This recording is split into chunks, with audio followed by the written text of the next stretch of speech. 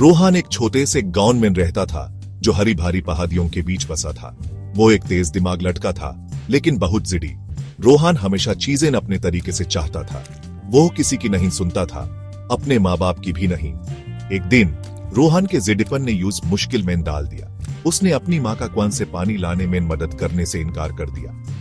ये बहुत भारी है, वो चिल्लाते हुए अपना पैर पटकते हुए बोला।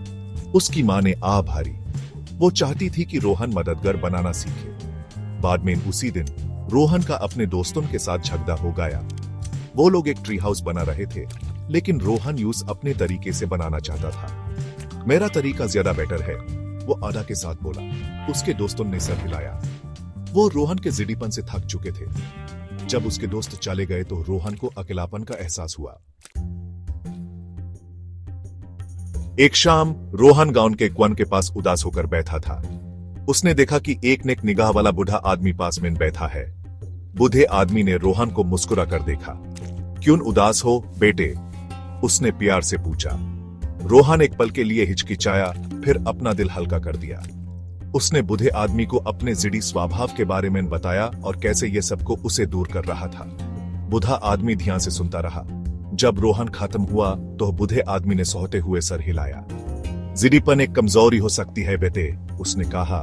मैं तुम्हें एक कहानी सुनाता हूं। रोहन उत्सुकता से सुनने के लिए तैयार हो गया। एक बार एक पहाड़ी की चोटी पर एक अकेला पेड़ था। बूढ़े आदमी ने अपनी आवाज धीमी और मधुर करते हुए कहानी शुरू की। यह पेड़ बहुत जिद्दी था। यह हवा के साथ झुकने से इनकार करता था, जैसे जंगल के दूसरे पेड़ करते थे। मैं मजबूत हन, अकेला पेड़ शेखी बगाड़ता था। मैं किसी के लिए नहीं झुकूंगा। एक दिन एक तेज तूफान आया। हवा जोर से चली और बारिश होने लगी। जंगल के पेड़ हवा के साथ हिलते और झुकते रहे। उनकी जड़ें उन्हें मजबूती से पकड़े हुए थी, लेकिन अकेला पेड़ सीधा खड़ा रहा, झुकने से इनकार करता रहा। हवा ने पूरी ताकत से पेड़ को धकेलने और खींचने की कोशिश की। आखिरकार पेड़ की जड़ें और नहीं टिक पाई। एक जोर की दरार के साथ पेड़ दो टुकड़ों में टूट गया। उसकी कभी गर्व से भारी शकीन जमीन पर गिर गए। तूफान बीत गया, पीछे विनाश का निशान छोड़ गया। जंगल के पेड़ जो हवा के साथ झुके थे, वो लंबे और मजबूत खड़े रहे।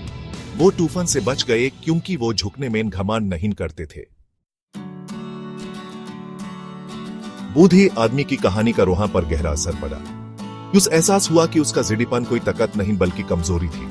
यह यूस अपने प्यारों से अलग कर रहा था और उसका नुकसान कर सकता था। उस दिन से रोहन ने बदलने का फैसला किया। उसने दूसरों की सुनना और उनकी राय को महत्व देना शुरू कर दिया। उसने ज्यादा सहयोगी और कम जिद्दी बनाना सीखा। शुरू में यह आसान नहीं था, लेकिन वक्त के साथ रोहन का जिद्दीपन समाज और दया में बदल गया।